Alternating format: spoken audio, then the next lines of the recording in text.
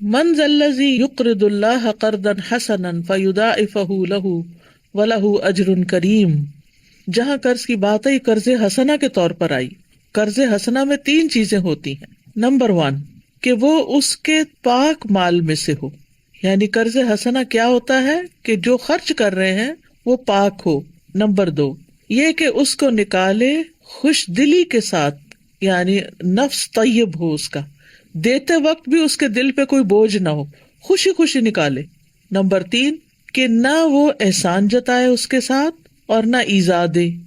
پہلی چیز مال پاک ہے، دوسری چیز ابتغاء مرضات اللہ ہے، تیسری چیز کہ اس میں ایذا اور من نہیں. جب اس کے اندر یہ تین کوالٹیز موجود ہوں، یعنی اس خرچ کرنے کو نام دیا گیا ہے قرضاً حسناً، قرض حسنہ کا. کیوں قرض کیوں کہا گیا اس کو؟ نفسوں کو ترغیب دینے کے لیے کہ نفس پھر راضی ہو جائیں، اس پر خوش ہو جائیں، یعنی ان کو موٹیویٹ کرنے کے لیے اور ان کو خرچ پر ابھارنے کے لیے. کیونکہ خرچ کرنے والا جب یہ جان لیتا ہے کہ قرض لینے والا بہت مالدار ہے، بھرا ہوا ہے، وفا کرتا ہے، وعدے پورے کرتا ہے اور احسان کرتا ہے، تو یہ بات اس کے دل کو خوش کرنے میں زیادہ مؤثر ہوگی. یعنی جب انسان سوچتا ہے نا کہ جو مجھ سے لے رہا ہے اس کے پاس تو مجھ سے بھی زیادہ ہے اور وہ اپنے وعدے بھی پورے کرتا ہے اور وہ لوٹاتا اس سے بھی زیادہ ہے، تو پھر ہر انسان چاہے گا کہ میں ہی دے دوں آگے بڑھ کے.